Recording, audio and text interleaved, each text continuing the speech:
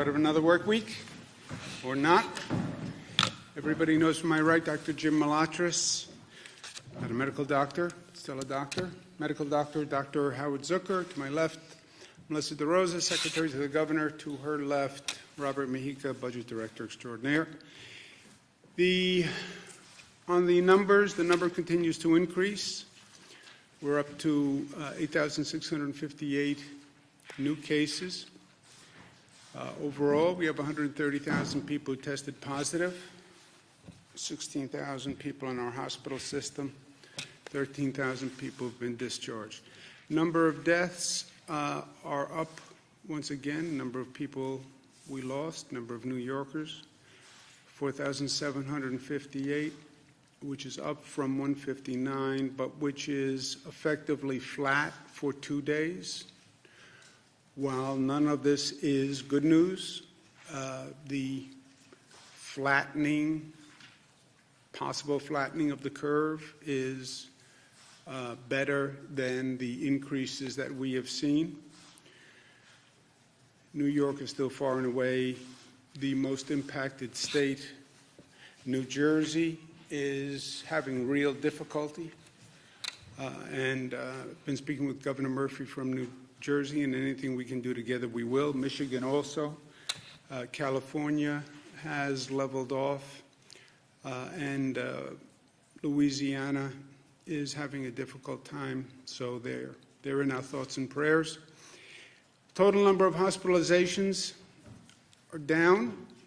The ICU admissions are down, and the daily intubations are down. Those are all good signs, and again would suggest a possible flattening of the curve. The number of discharged is down, but that reflects the overall reduction in the numbers. Big question that we're looking at now is what is the curve? And we've been talking about cases increase until they don't.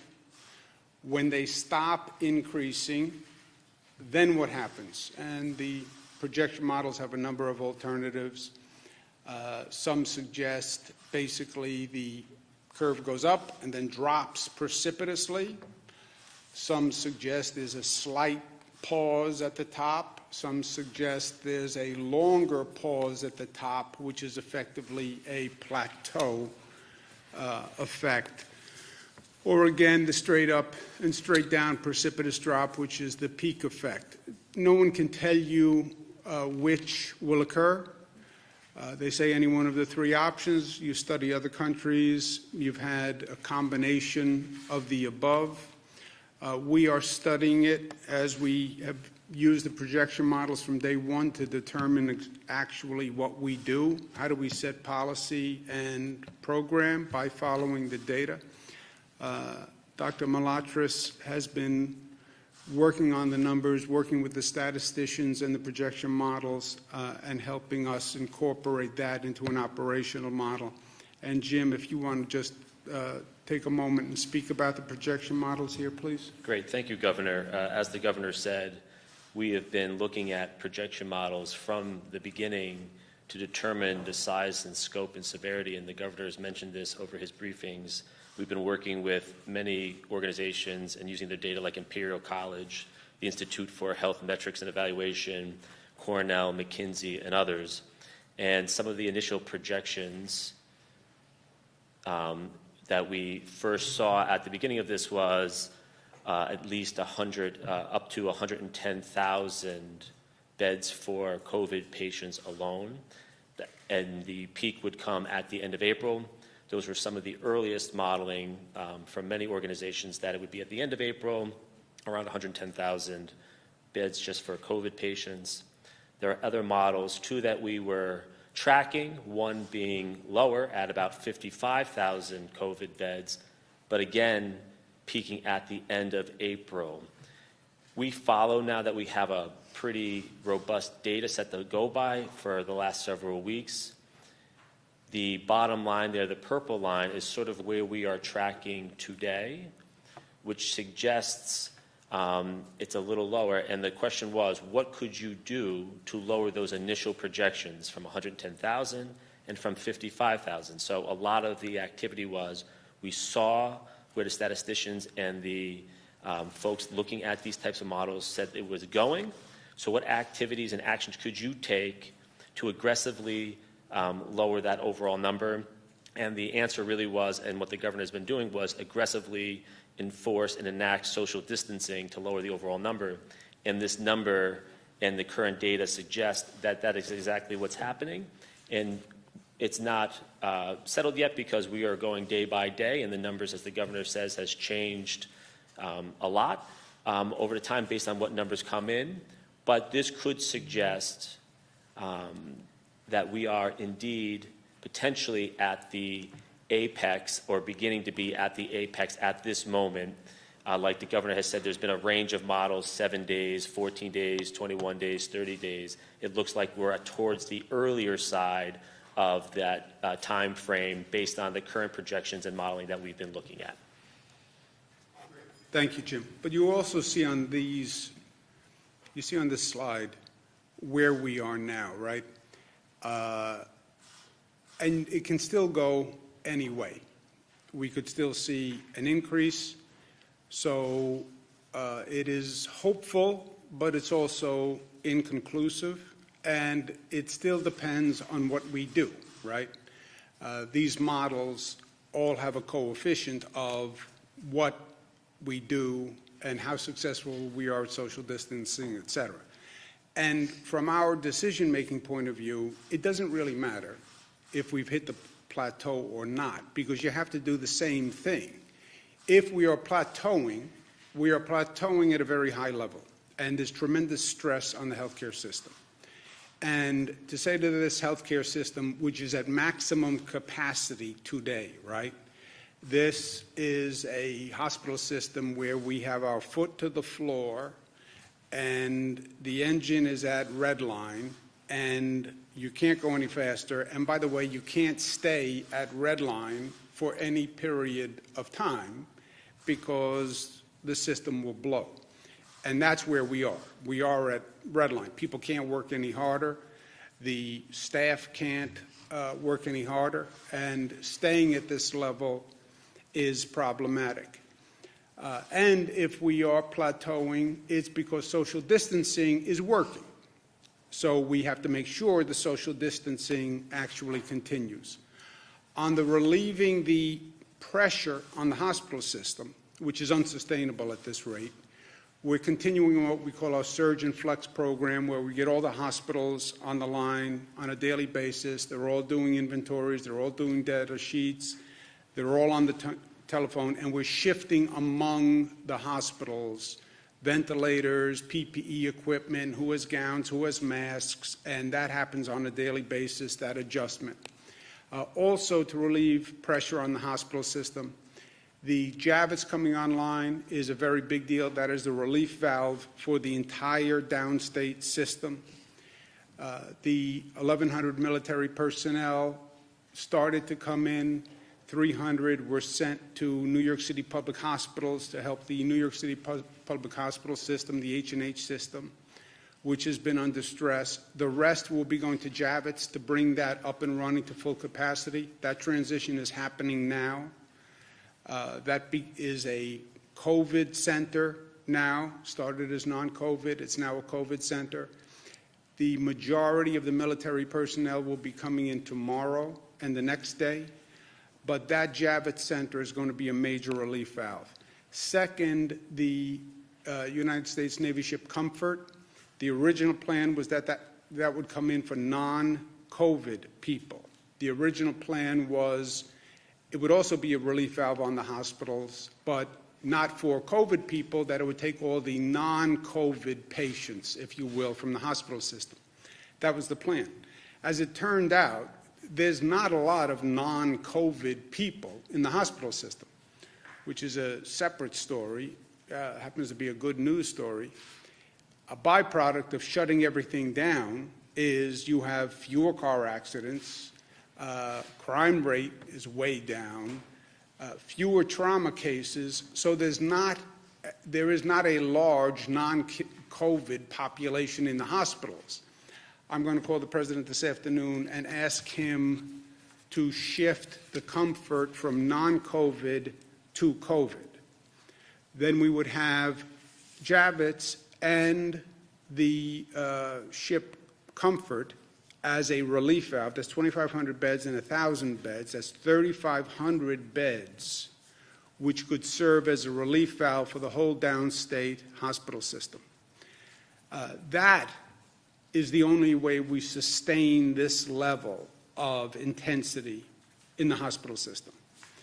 And I understand what the original plan was with the Comfort, but I understand that there is no preordained strategy here. You have to feel it out day to day, and you have to adjust with the facts. And we don't need the Comfort for non-COVID cases. We need it for COVID. If we had those two facilities as a relief valve, that would make a significant difference. Now, bringing online 3,500 beds is no small task. Northwell Health is going to help us manage those, but they're going to be staffed by military personnel. Only the military could bring in that many people that quickly with that logistical operation. And I want to thank DOD very much for their cooperation because God bless the U.S. military. We're fully aware of what they do to defend this nation, but this is a different application that we don't see every day, and they're doing an extraordinary job. So I'll call the president. He has been helpful to New York in the past, and he's moved very quickly in the past. I'm going to ask him if he can make this adjustment for us because it would be truly beneficial. We would feel much better knowing that we can sustain this pace if we could start to offload patients to these two facilities.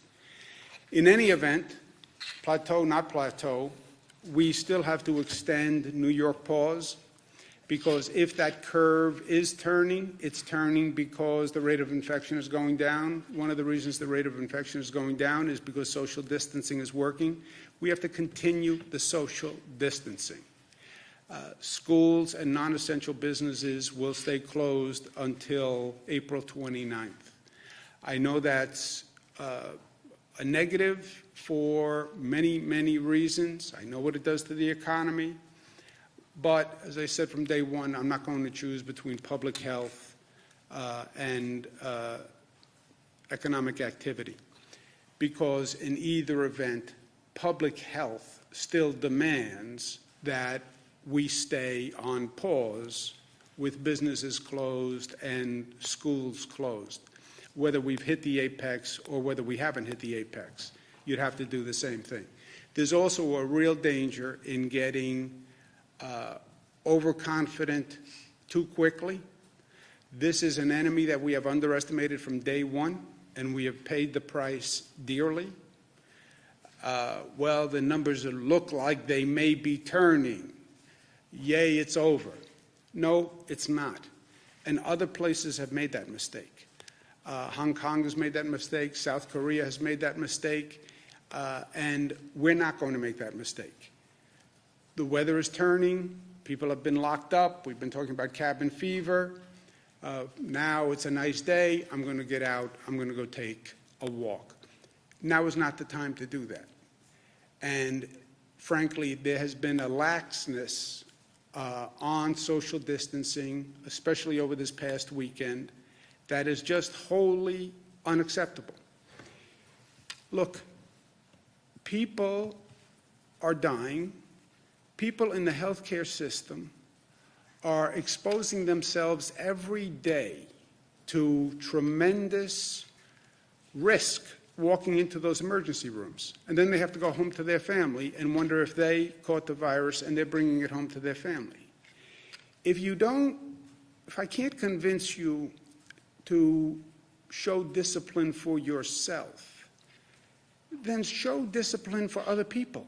If you get infected, you infect someone else, you go to an emergency room, you put a burden on all sorts of other people who you don't know and who, frankly, you don't have the right to burden with your irresponsibility. And people, especially in New York City, The level of activity is up. Partially the weather made it a nice day. I understand people have been locked up for a long time, but now is not the time to be lax. And it is a mistake. We all have a responsibility. We all have a role in this. We said that from day one. And we have to respect the role that we play. Because the role that we play is a societal obligation. That's how I see it. I want local governments to enforce the social distancing rules. The local governments are charged with enforcement. I want them to enforce them. And I want to be, frankly, more aggressive on the enforcement, because all the anecdotal evidence is people are violating it at a higher rate than before. So we're going to increase the potential maximum fine from $500 to $1,000. But it's not really about the fine. Nobody wants the money. We want the compliance. We are serious. And again, if it's not about your life, you don't have the right to risk someone else's life. And you don't have the right, frankly, to take a healthcare staff and people who are literally putting their lives on the line and be cavalier or reckless with them. You just don't have the right. And we want to thank all of the people who are getting us through this every day under very tough circumstances. And we see the illness rate among these essential workers, and we know the sacrifice they're making, and we should respect it. It's that simple. You have the first responders who are out there, your police officers who are out there, the transit workers who have to drive a bus and the train every day, the healthcare workers who are just doing extraordinary work. So let's respect them and let's help them. We're also going to set up a fund run by the Department of Health to assist the healthcare workers with expenses, costs, child care, et cetera. I want to thank Blackstone for making the first contribution to that fund of $10 million to assist the first responders. I hope other individuals and corporations follow their lead. We're also very aware of the mental health aspect of this situation and the stress and the isolation that this has caused, and people are trying in their own way to grapple with what this means and what is the impact, how do you rationalize this situation. And the mental health aspect of it is very real. Headspace is going to partner with New York. They're an app. They're going to have content for New York and free membership for New York, so we thank them. But we also have an emotional support hotline. We have thousands of mental health professionals who have signed up to volunteer to provide mental health services, so we want people to make sure they know about that and it's available. I talk about perspective a lot, maybe frankly because partially I'm speaking to myself, and I had a good conversation with my daughters last night, Cara and Michaela, who are often wiser than I am and wiser than their years. It's very hard to see the number of deaths we're having. It's frightening and it's disturbing, that amount of loss. I'm the governor of New York. I see my job as preventing that kind of disturbance and negativity and loss for the people of the state. Perspective, we like to think that we can control everything. We can't. We like to think that we can fix everything and fix all the problems for people. We can't. The undeniable truth here is that this virus is a deadly enemy, and we will lose, and we are losing people who are vulnerable to the virus. That can't be controlled. That can't be fixed. Why? That's Mother Nature. That's a question that God can only answer. But control what you can. do what you can. The challenge is to make sure that we don't lose anyone who could have been saved if our healthcare system was operating fully. Don't lose anyone who you could save. That is a legitimate, ambitious goal of government. And that we have done so far. That we have done so far. Have we saved everyone? No. But have we lost anyone because we didn't have a bed, or we didn't have a ventilator, or we didn't have healthcare staff? No. The people we lost are the people we couldn't save. Not for lack of trying and not for lack of doing everything that we could do as a society, not only as a government and as a healthcare system. So to the extent we can find peace in that, it helps me. And we are still New York tough, and New York tough means tough, but tough in a New York sense also means compassionate. It means that we are unified. It means that we are loving, because if you're really tough, the really tough guys, they're tough enough to show love, and because we're smart. And that's how we're going to get through this. Questions? How's the state's drug trial of hydroxychloroquine and chlorine going? We've allowed usage of the hydroxychloroquine with the zithromycin pack in hospitals at their discretion. The federal government is going to increase the supply to New York pharmacies. We had a 14-day limit on how much you could buy because so many people were trying to buy it. If the federal government increases the supply to New York, which they say they're going to do, then we could lift the 14-day limit. There are a lot of people who rely on this, who were relying on it, people with lupus, et cetera. The tests in the hospital, they won't say that they're too short a period of time to get a scientific report. You know, hospital administrators, doctors want to have a significant data set before they give a formal opinion. Anecdotally, you'll get suggestions that it has been effective, but we don't have any official data yet from a hospital or a quote-unquote study, which will take weeks, if not months, before you get an official study. Is that a fair statement? So promising but not conclusive, it sounds like. On which? On that type of treatment in hospitals. Yeah, there has been anecdotal evidence that it is promising. That's why we're going ahead. Doctors have to prescribe it. There are some people who have pre-existing conditions where it doesn't work, or they're taking medication that's not consistent with this treatment. But anecdotally, it's been positive. We'll have a full test once they have a large enough sample and data set, Jesse. But anecdotally, it's been positive. And if we get an additional supply, we can, which the federal government says they're going to send. I'm going to mention it to the president, actually, when I call him this afternoon with the comfort. I'm going to make a note right now. If they increase the supply, we can lift the 14-day limit ban. Earlier today, there was the notion that the city would maybe be burying these COVID bodies in parks in New York City. Wondering, one, have you heard of that? And two, is there any way the state can lend assistance with managing these bodies?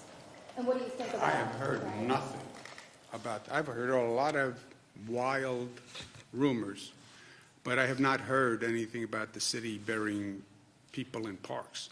Would you support that? No. What plans do you have to manage these bodies? I know there was... I didn't know that there was an issue. I haven't heard that there was an issue. Has anybody heard that there's an issue? No. Does the city raise any issue? They talked to New York City. I talked to New York City yesterday. I have not heard that this is an issue. Mayor Bill de Blasio this morning requested that the state release more ventilators from its stockpile to the city. To date, how many ventilators have come from the state stockpile to the city, and Have they asked for any more at this point? They have not asked for any that they have not gotten. We're releasing 802.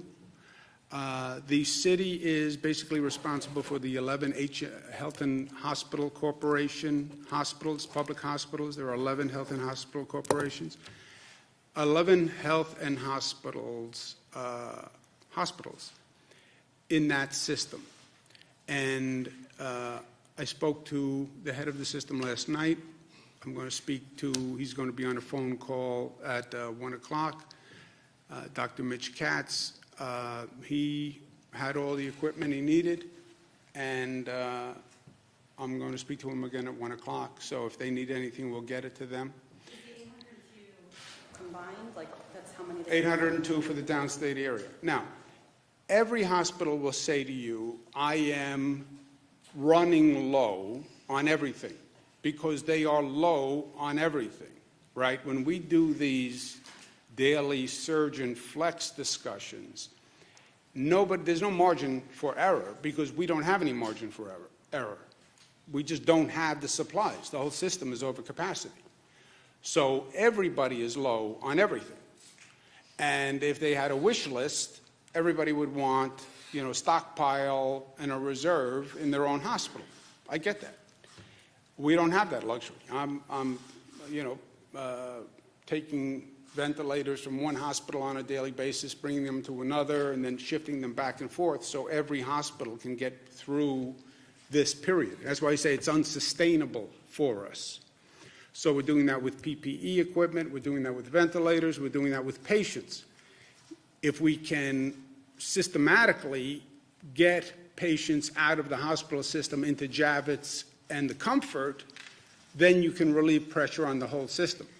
But the system is running at red line, has been for days. This is the most intense management function that we have ever undertaken. So it's not here, in this situation, it's not what they want, it's what they need. That's what I say. Everybody would want, I want to have 100 ventilators on reserve. I know. It's what you need, and that we're doing on a day-to-day basis. But everyone has what they need. There is no one who said, I'm out of ventilators and I have a critical need who hasn't gotten them.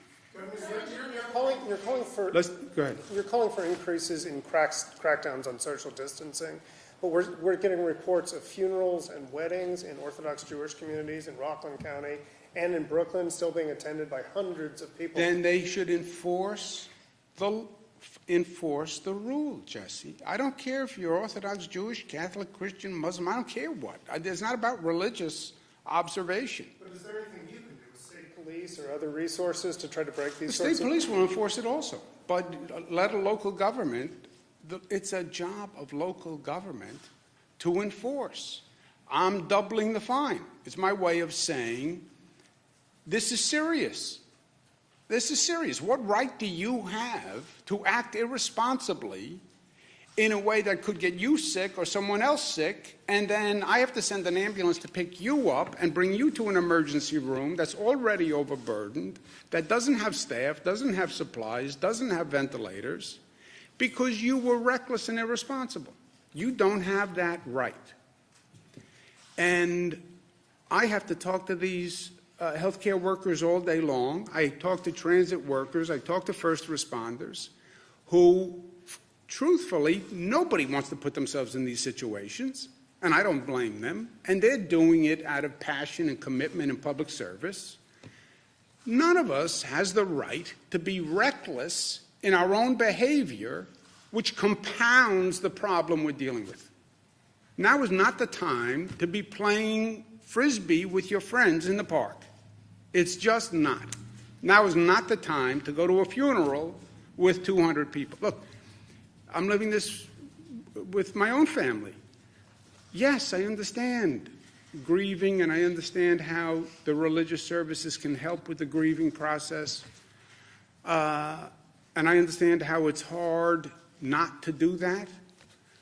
But as a society, the the risk is too great. Enforce the law. The localities have the legal right and responsibility to enforce the law.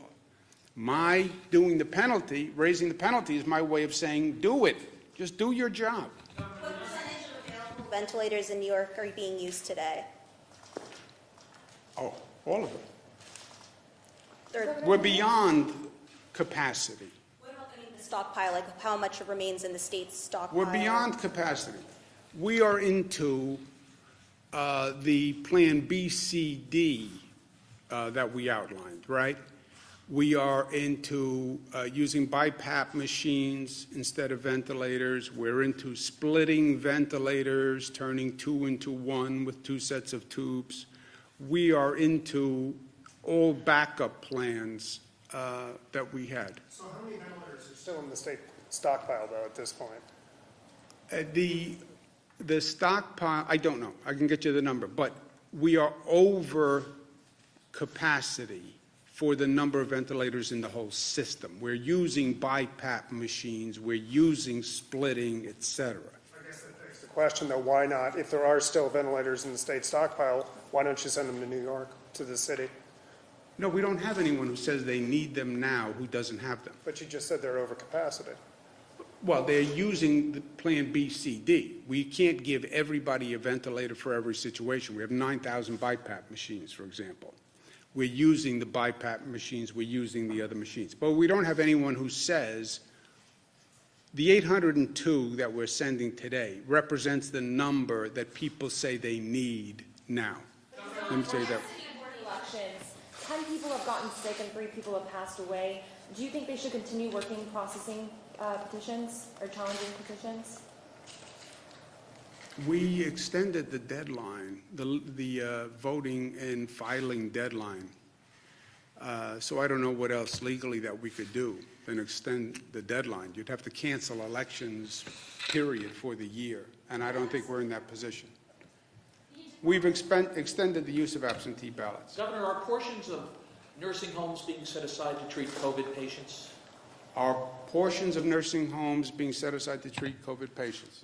We're working with the nursing homes and trying to cohort patients within the nursing homes. Remember, this is something which we've identified in multiple nursing homes across the state. So does that mean you'll be moving COVID patients in to facilities that are otherwise COVID-free? No, within those nursing homes, we're working to make sure that we minimize the spread of the COVID disease within that place, that facility. And Governor, regarding unemployment, I'm sorry. In other words, what Dr. Zucker is saying is when you have a COVID patient who has been in that facility, they're trying to isolate the COVID patients on one side of the facility. We're not using a nursing home to treat COVID people. We're not bringing a COVID person into a nursing home. Regarding unemployment, is there any break in that log jam? And we're hearing that people who are on the hook to pay child support or spousal support who are out of work are having difficulty coming up with the money. Can the state help them out in any way? The Labor Department website, the unemployment website, do you know anything about that? Yeah, so we've now partnered with Google. We're going to be releasing a new interface by the middle of this week. They've moved from 5-day-a-week hotline to 6-day-a-week headline. They're now 7-day-a-week headline. They've expanded the hours. We've gone from 4 servers to 50 servers. They're trying to do the queue by last name so that if you're between A and D, you call on Monday, and separating them out to try to manage some of the volume. But just so everyone understands, at the peak of the 2008 crisis, in the single largest day of claims was 13,000 in one day. We had 6 times that 2 days ago. So this volume is something that we've never experienced before, and it's frustrating and it's horrible and it's unacceptable, but we just ask that people remain patient, and we are working at it. We just put 300 more people in addition to the 700 people that were manning the call system. So we are trying to do everything we can to attack this issue.